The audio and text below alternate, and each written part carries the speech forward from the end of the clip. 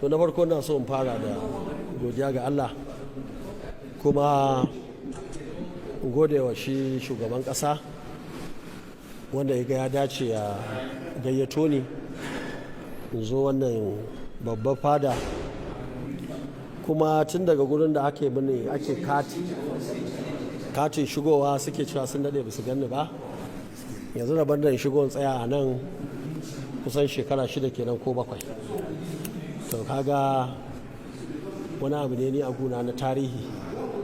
Alhamdulillah mun je mun zauna da shi shugaban kasa mun an yi awoyi muna tattaunawa na yadda za a ci ga Najeriya gaba, kuma an tattauna abubuwa musamman ma ya yi magana na Kano, saboda kasan magana take fitowa daga Kano wanda ba su san sirrin ba sai su ɗauka wani abu ake yi na cutar da wasu, wanda kuma wannan abin da muke shi ne muka yi kamfen da shi jama'a suka zaɓe mu.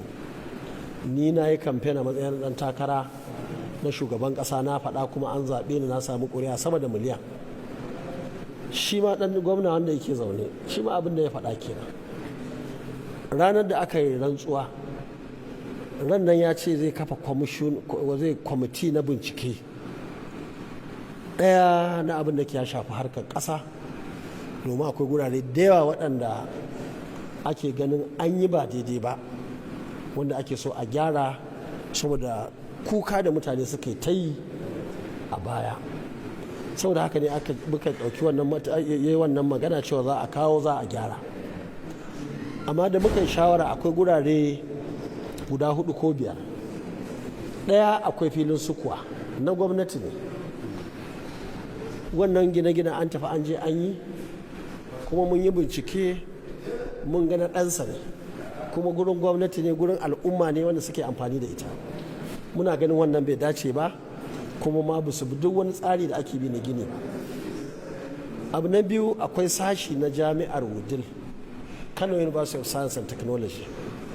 Wannan guri bangare ne na jami'a da yara Dubai da suke karatu a guri ya kore su, ya kashe wannan gine-gine da aka yi. Mutane wanda suka san daula sun san tana ɗaya daga cikin manya-manyan gine-gine ba ma a Kano ba a ƙasar nan lokacin da Audu Bako ta. Ya zo ya cire ta ga baki ɗaya kori yaran da malaman ya rugushe shi. Shi ma wannan in ka je CAC za a gani ɗansa ne da gudun. Haka Haji Kyam tun kafin ma a yi airport ko a Lagos ko a wani a ƙasa Kano aka fara. Tun da aka fara Kano ake zuwa haji, duk alhazai zuwa suke nan. Har ma wani guri aka yi wanda mutane suke zagawa suna ɗawafi ana koya musu yadda za a yi. Gabaki ɗaya ya share gurin kuma ya sayar. Wanda ya sayarwa da aka buge ko jiya ya zo mun yi magana da shi. Ina ganin an yi kuskure. Sannan kwarai da gaske ya yadda an yi kuskure. Sannan akwai filin idi.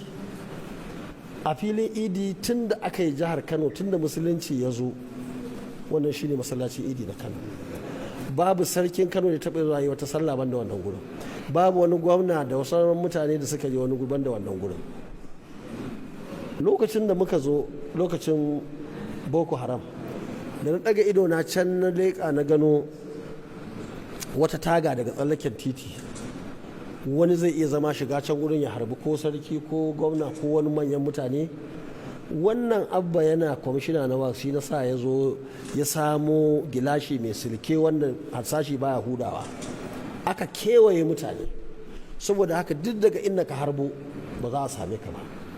Amma yanzu gwamna ya shiga cikin masallacin idi ga baki ɗaya zaga shi da rumfuna, ya sake zaga shi da rumfuna, ya sake zaga shi kashi 3, ya kusan cinye masallacin. A ina ake so a yi sallah ga idi ya zo. Kuma wannan mu da muka shiga harka ta tsaro, akalla na yi shekara kusan 4 na minista na tsaro, kullum hankalinmu a kan maganar zaman lafiya take, kar a rasa rayuka da sauransu. Yanzu wanda yake son ya cutar da wani a nan gurin sai ya shiga shagona ne, kowa ma zai kama shago wannan manyan mutane da suke zama daga sama ƙasa za ka sa bakin bindiga ka harbe su, gilashi yana can a tsaye. Wa'annan gurare da kuma triumph wanda ku 'yan jarida ku ya kamata ma ku yi mana wannan aiki na gwamnati ce, aka je aka rushe, aka zo aka yi shaguna wanda kowa ya gansu yanzu a jihar Kano. Wannan su ne wa'anda gwamnati take ganin inda ta samu dama, musamman dai wa'annan guda hudun kenan in ka hada su da filin idi. Babban bacin ranmu shine mu ba mu damu da filin sukuwa ba saboda mun san me shi, ba mu damu da daula ba saboda mun san me shi, ba mu damu da a wajen alhazai ba saboda sun sayar, mun san wa'anda suka sayarwa.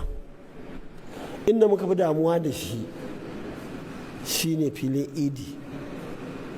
Amma mutane mun gaya musu fa ba fa shekara ba fa wata ba dogon lokaci, kar ku saya kar ku yi, sai mun rushe ba sirri ba ne, tun mun faɗa mutane. Wasu sun je sun saya sun gina, wasu sun tafi sun je sun zuba kayansu da taurin kai. Saboda haka mu da muke siyasa ya kamata mu zamanto mutane masu daraja, mu mutane alkawari mu cika musu. Kamar yadda yake bayani kan magana filin idi da kake magana, ya ce masarauta ce filin ta ne ta nemi a bata damar ta bayar don a gina wani wurin samfar ɗin shiga. Kuma sannan ya yi magana akan Daula Hotel da kake magana cewa ai kai ma da ka zo ka gina gida kake ba da haya, yanzu kuma gidan nan ba a rushe shi ba. Gida nan ya ba da haya? Ka gina gida a ita kanta daular wanda yake naka ne ka ba da haya a yanzu yana nan. Duk wanda yake gwamnati da ta zo ta ga akwai guri wanda ni na bara ai na faɗa su sa aje a rushe. Ni na son tabbatar maka da cewa duk wannan abubuwa ai zubar da mutunci ne, rashin daraja ne.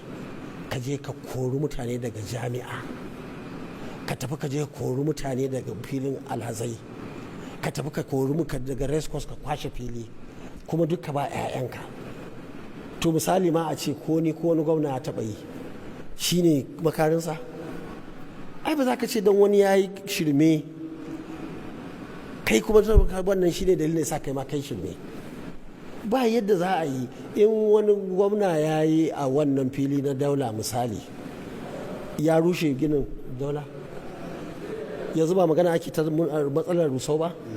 Yau inda zuwa iya ɗebi fili a wani guri ya tafi ya je ya raba fulotai ko sun kai 1000 nawa, kaga wannan wani abu ne daban.